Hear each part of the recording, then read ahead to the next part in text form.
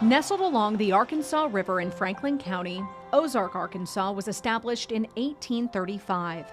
It's home to 3,542 people, more than a dozen churches, and not one, not two, but 3 centenarians. My name is Harold Pickard.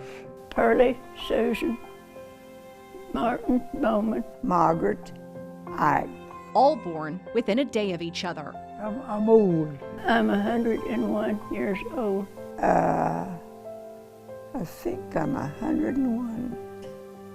Yeah. Harold is the oldest of the bunch, born in Ozark on September 9th, 1921. I grew up out in the country, but I finally got away to get to town. Yeah, I remember a lot about my dad and how we worked together. And His childhood memories include riding horses, playing sports, and school.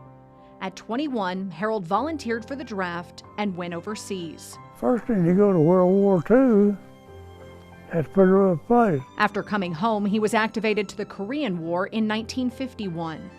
He's known for using a copper penny to fix multi-million-dollar artillery guns. I'd like to be remembered for that. After 22 years in the Army, Harold became an automotive instructor at Arkansas Valley Technical School and taught Sunday school here at First Presbyterian Church for more than 40 years. I guess it's because no one else wanted to do it.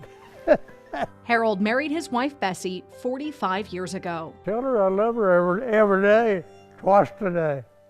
We love each other and always have. They have 7 children, 18 grandchildren, and 15 great-grandchildren. I didn't know I had that many.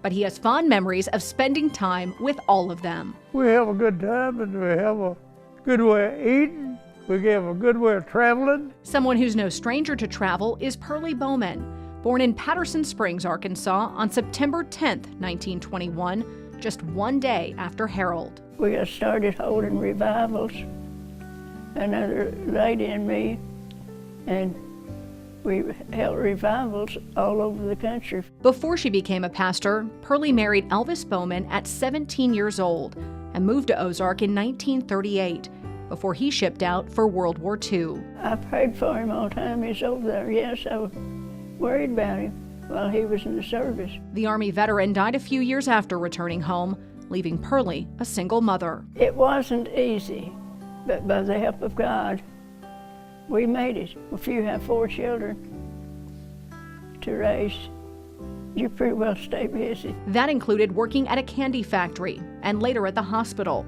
along with founding Full Gospel Temple in Ozark. Just went around to the ones that was interested and took up enough money to buy the church. She became its first pastor and taught Sunday school until just a year ago. We just worked with whoever needed help, and we had our classes in church. Pearlie has 11 grandchildren, 17 great-grandchildren, and 7 great-great-grandchildren.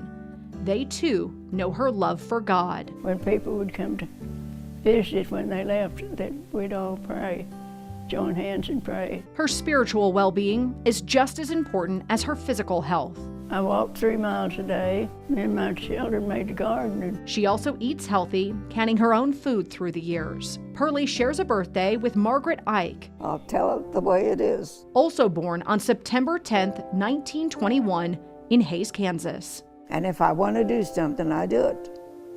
I don't ask anybody. Margaret is feisty and has a sense of humor. My kids probably regret that I'm around, but who cares? 12 kids, 8 boys and 4 girls with her husband Leo Ike. They were married on 11/22/44. I had a good family, and we all had a good time, and everything went well all the way through. They moved to Ozark in 1957, and for a while, the Pickards, Bowman, and Ike families were all neighbors. Very good people they speak to you.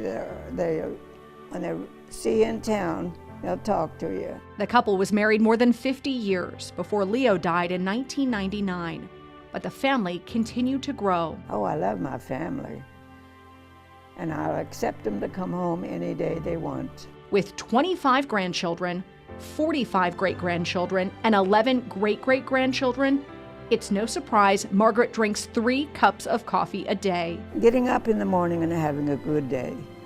Start the day right. The lifelong Catholic says the secret to happiness is simple. I live one day at a time and enjoy it. On this day, all 3 centenarians and their loved ones gather to reminisce and offer advice to the next generation. Don't fight with each other.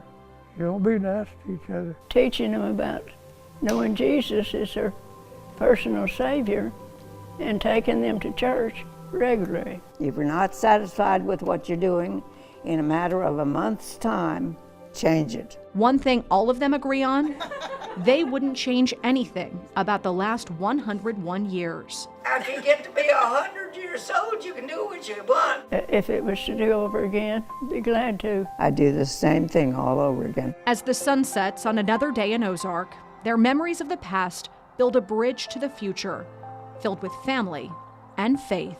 This place is being a whole lot of being home.